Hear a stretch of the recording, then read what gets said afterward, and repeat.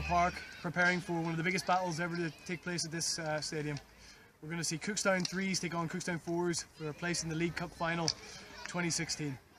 And with me here we've got two experts of the game. We've got Greg Allen, who once played for the Fours and has won championships with the Fours, and Mark Crooks, who never quite made it to that level but has since gone on to better things.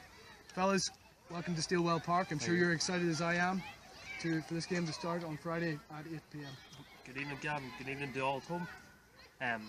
Massive game. Massive. I don't even know how you go about preparing for a game as big as this.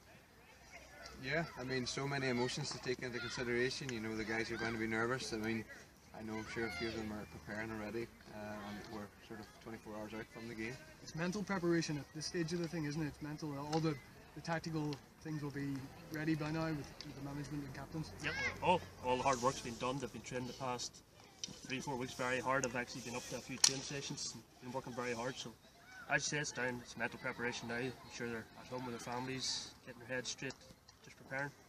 And you've got a bit of an inside track with the team. Obviously, your brother Stevie's playing in this game. I mean, how has he been talking about it? Has he been raring to go? It's very difficult. He's at home. You don't really want to get too involved, get his nerves up. He's just preparing himself at home with the wife. But as I said, the family's there texting him, we're saying good luck to him, letting him know we're all here to support him, win or lose. But I just hope he has a good game.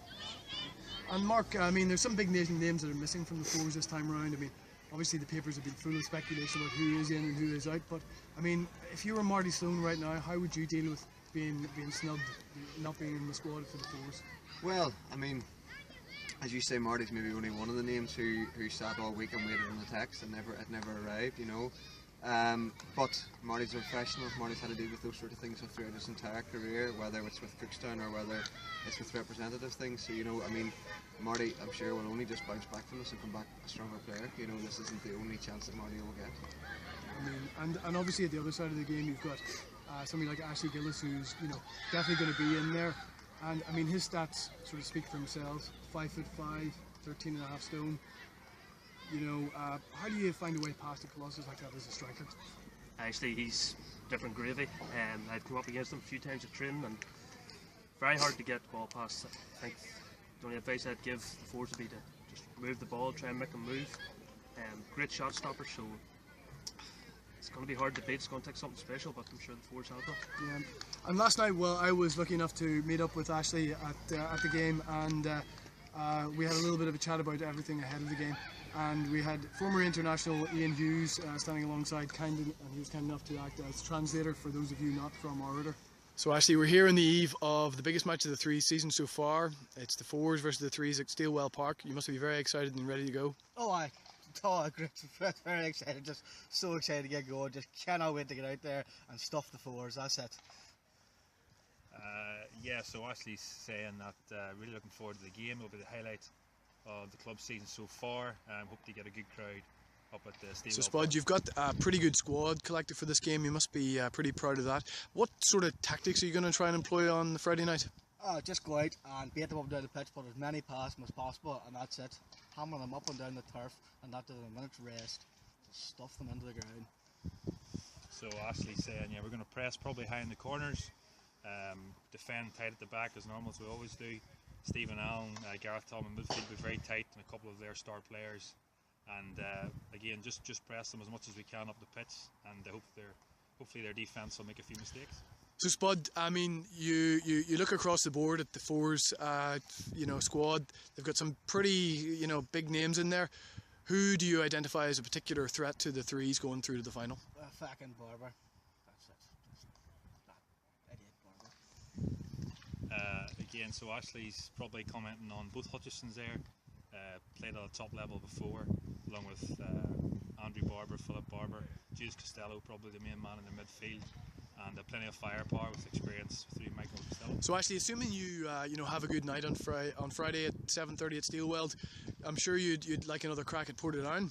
Oh, I'd love another whack at Portadown, boys. They just bring a herd of boys down here. We thumped them before in the cup, and now we're probably going to have to play them again after we beat the Fours. Just whack at them, boys. You know that. What he said. so a fairly good insight into what the threes are doing to prepare for the game. Again, back to the threes, they've had a pretty big summer spending spree, obviously bringing in such foreigners like Andy Shields into the team. I mean, what has he brought to the table that other players haven't been able to? Well, Andy Ballymena, Andy Scania, is a lot of names for him, but pretty much bag of tricks. Stuff he does out in that pitch is magical, so whoever's up against him is going to have a very difficult night. Very difficult. Yeah, I mean, to reiterate what Greg says, you know, I've known him since his Ballymena days. I've trained with the guy a few times. Back then I knew him as a defender, or sorry, as a forward, and he's sort of been re-sculpted into a defender now. So I mean, it just shows you how many strings he has to his bow. And obviously we've been talking before this broadcast, and we were saying about who's going to be key and where the battle's going to be really fought. It has to be in the middle of the park. Andy Barber versus Gareth Tom. How is Barber going to get parity with Tom? That's the big one we've all been waiting for. Didn't think this clash would happen. Here we are, 24 hours out, but that's the big one. I've been playing with Barber for many years, and the past few weeks he's actually been up training with us, getting his fitness right ahead of this game. So he's going to have to work hard. I don't know, it'll be very interesting to see how it goes, but as you say, G Tom, very good player. It's going to be a big battle in there.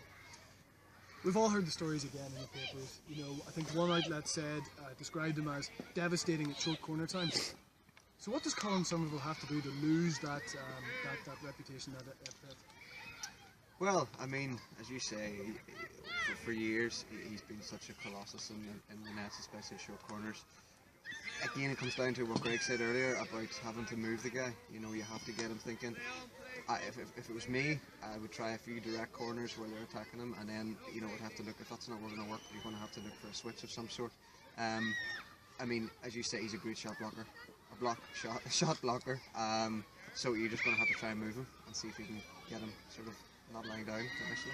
Well, as we all know, the Fours have been this reputation as an older team. They have a lot of experience in there. I think we were talking in the low 200s as far as years played for the club. 88 something, 87 caps I think for Ireland senior. So it's a good team. We're going to go and talk to one of their younger members now. Okay, Mark, as the youngest man in the team, you must be you know, really pleased to have such experience on your side in going into this big game. Yeah, it's brilliant to have so much experience. I mean, with age comes experience. Those boys are so good, but they've got a lot of youth on their side, so it really is a game of two halves. I suppose whoever scores the most goals is definitely going to win. You know, we're hoping to get to the final, but to get to the final we have to score more goals than the threes. I think the best way we'll play is if we get an early goal and then we keep a clean sheet, 100% we'll be in the final. Okay, welcome back everyone to CTV at Steelwell Park ahead of the big 3s-4s game tomorrow night. That's Friday at 8 p.m. Guys, just back to the game. Obviously, you know, we've talked about him all the day. Mark Wilson is starting the 4s defence ahead of this big money move, this much lauded big money move to the 2s. What's he got to do to make sure that this crowd that is going to be here meets the expectation? How is he going to handle that pressure? I mean, I've known Mark for a long time now, and if it's one thing he's able to do is to deal with pressure. You know, he's one of the guys you can look out there and he's got the experience behind him and he knows how to deal with a situation like this. You know, he's played in Junior Cup finals, he's played in under 13 finals, he's played in the John Waring with the school first 11, so he knows how to deal with these sorts of occasions. Like everyone else, he'll be preparing tonight, he'll be getting his head right, he'll be taking little notes about how to deal with certain players coming against him, and again, he's somebody who can play in a few positions. You know, he's good at going forward, he's good at the back. I believe he scored a reverse last week, so that's something I didn't know he had. So that's something he's gonna that the Frees are gonna have to deal with too. A man like Dickie Nelson's going to be looking to him for advice and experience. You know, really looking to him to lead the team on, aren't they? Absolutely. You know, as I say, Mark is a leader. He coming up through school, he was the guy that we would have went to for advice and for a bit of reinforcement in terms of how to play and how to approach games. He's a coach as well, he's a teacher, he's got a lot of background in terms of speaking to people and consoling people and things like that. So as you say, Dickie amongst others will be one person that they will alter the Mark, you know.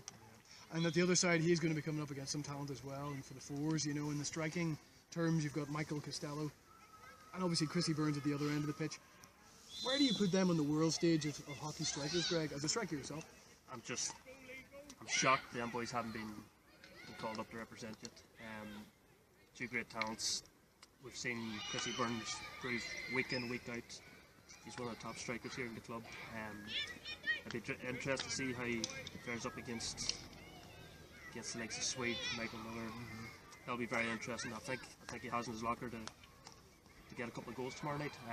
On the other hand, Mikesy, he's always been a great talent. Always. But whether he can get his name on the score sheet tomorrow night, we'll soon see. And just lastly, lads, before we close this off, where do you see this? How do you see this rolling out? How do you see the results going here? It's a big game. It's a lot on the line. Who's going to win it? I can only see it going one way. I'm going to back the threes. If all the talent, got the Fox in the box here in use. Don't be surprised if a lot of big names come in January transfer to snap them up. So I'm going to go for the threes. Mark? I suppose have to make the interview interesting. You know, I'm going to go the other way. I'm going to back the experience of the fours. You know, they've a lot of guys who have a lot of first 11 experience. They've a lot of experience of winning things in high pressure games like this.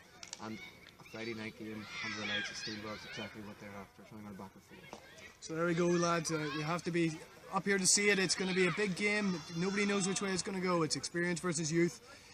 It's Hutchison versus Hughes. It's red versus red. Make sure you get up to Steelwell Park tomorrow night to see it.